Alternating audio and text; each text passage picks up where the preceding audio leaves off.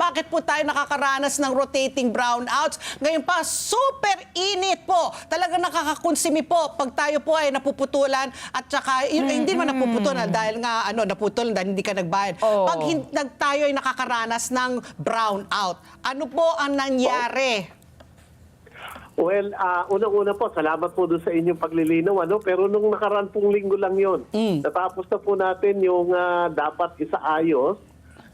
Actually po, ang pinag-upasahan yan, siyempre tumataas ang konsumo or yung demand ng ating mga konsumidor. Pero nagkaroon po kasi ng diferensya ang dalawang transmission lines ng National Grid Corporation of the Philippines kung saan nawala po sa serbisyo yung dalawang malaking planta ng kuryente natin sa Batangas na pinatatakbo po ng natural gas.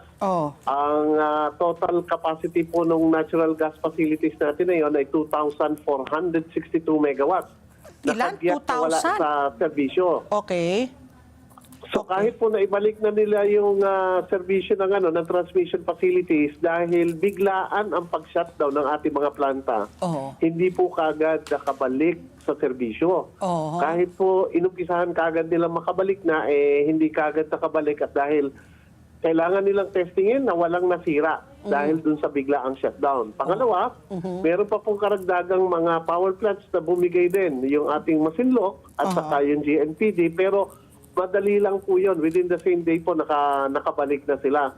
So, ang talaga po naging problema natin last week, naging kulang po yung ating reserba. Naubusan tayo ng reserba. At ang pinaka-solusyon po na nakita natin, yun nga, yung magkaroon tayo ng manual load dropping. O sa general term po natin, yun yung rotational brownout. Pero sa ngayon po, naibalik na po natin sa serbisyo ang mga planta ng kuryente.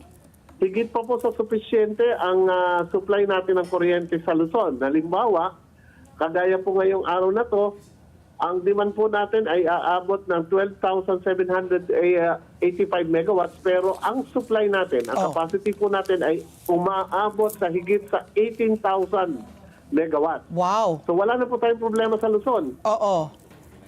Pero may natitira po tayong problema. Ang problema po natin sa Visayas. Bukod po kasi dun sa mga matagal ng mga hindi nakakapag-serbisyo ng mga planta, last week doon po, actually, nung May 12, nauna po ito, meron pong 3 planta na nagkaroon din ng problema sa kanilang mga units. So, 2 po yung sa Toledo, yung Terma Visayas na planta na tig 169 ang maximum capacity.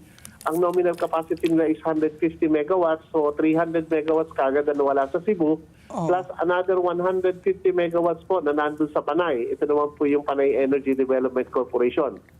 So kahit po sana ganun, nakakatulong po sana ang Luzon at saka Mindanao sa Visayas para maibsan yung kanilang mga red and yellow alert. Kaya lang, nung magka-problema po sa Luzon, hindi na makatulong yung hindi na makapag-export ang Luzon sa Visayas.